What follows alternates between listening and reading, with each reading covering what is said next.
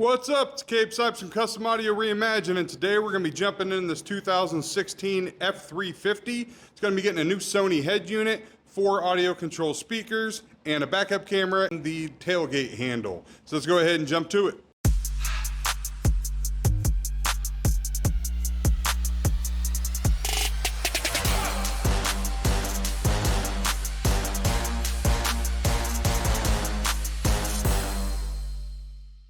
All right, so here with the F350, these are not rough at all. Done hundreds of these, just pretty basic. Down here, you gotta pop out that panel, and you have to pop out that panel. Behind it will be 2 7mm, so 7mm there, unscrew them. That whole panel is gonna pop out, come out of your way. Then you have some 7mm holding in the radio. You pull it out, get your kit ready, your harness, your interface, because he's got steering wheel controls. So we got to do the interface. That also will give us the rear trigger, reverse trigger for backup camera, all that jazz. Really straightforward, nothing too exciting. And I'm going to be putting in a non-wireless Android Auto radio, which I prefer. So it's a Sony with a USB, so I will be putting in a new USB port. Door panels, again, not a big deal at all. You take out the center panel right here. There's going to be 2 7mm back behind there. There's going to be 2 down at the bottom.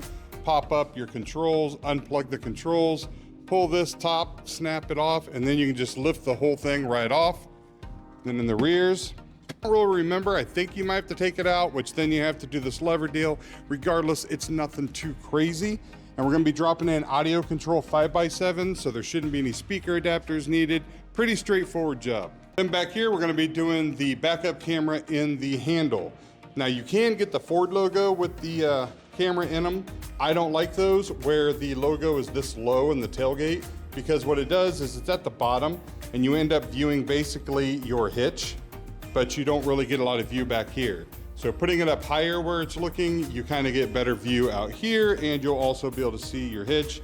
So I go with the tailgate handle, and that's gonna be pretty much all this thing's getting. We're gonna be doing the Sony XAV AX3200. That's gonna be the radio going in. The speakers are audio control, haven't opened them up yet. The backup camera is a Rostra. And we've got our kit, we've got our interface, the steering wheel controls and everything we need.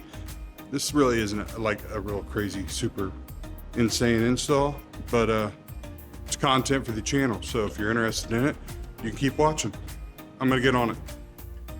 Man, it is always the ones that you think are going to be easy. Like, this should just be a breeze through job. Honestly, I should be done with the radio and speakers. We're pretty close to being done by now. And yeah, I haven't even got the radio done. Run into nothing but problems. But this is par for the course. If you watch my videos, you know how many issues I've had with Axis, which is a Metro product. Their interface is just not working. And that's what we're running into now. So I've spent 2 hours now trying to get this interface to work, and I've got it to where it works everything except reverse trigger.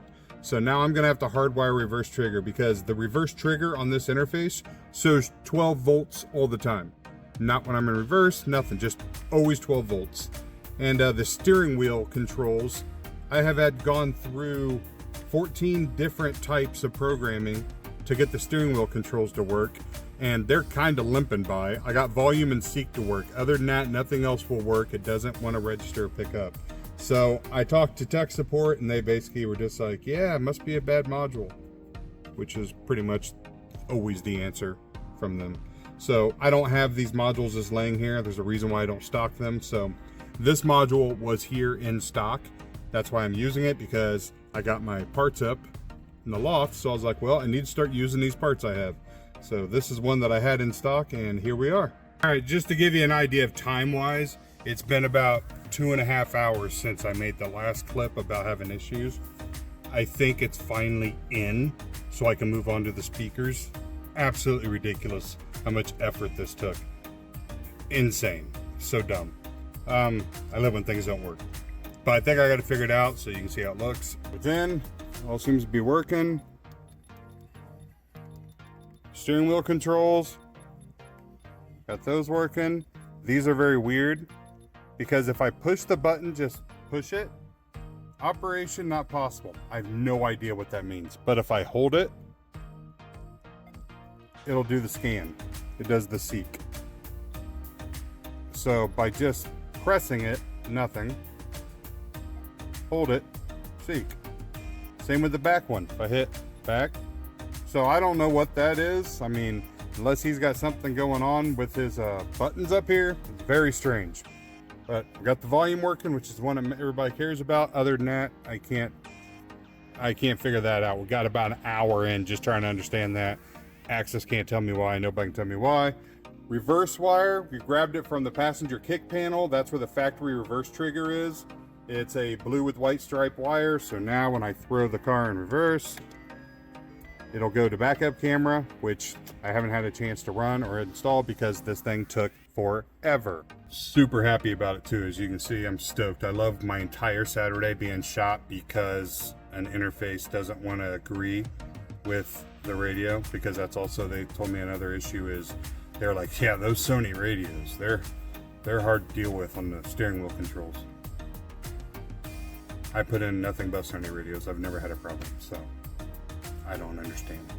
But I'm gonna go ahead and move forward now. I gotta put the screws back in here, put the switches in, and then I'm gonna start pulling off door panels. So I know the audio quality might be poor right now because I don't have the mic hooked up, because honestly, man, it's just going into the night and I'm still working on this truck. It's making me angry. The speakers don't fit. They fit in the door, but not a tight seal. I have no idea why. They are the audio control 5x7s. The truck calls for 5x7s. I believe I was lied to, and there's actually 6x8s in here, but I measured them and they're just kind of undersized. It's a weird, so they fit, but they're not fitting as well as I would like. I'm over it. It's late. I don't even understand why this truck's being such a bitch, but you know, sometimes it happens. But everything about this is just kind of going to crap. So I'm gonna go ahead and call it a night, and I'll come back tomorrow. It'll be Sunday, and I'll have to get it all done tomorrow. I was really hoping to have an easy day tomorrow, but today turned into crap. So see you tomorrow.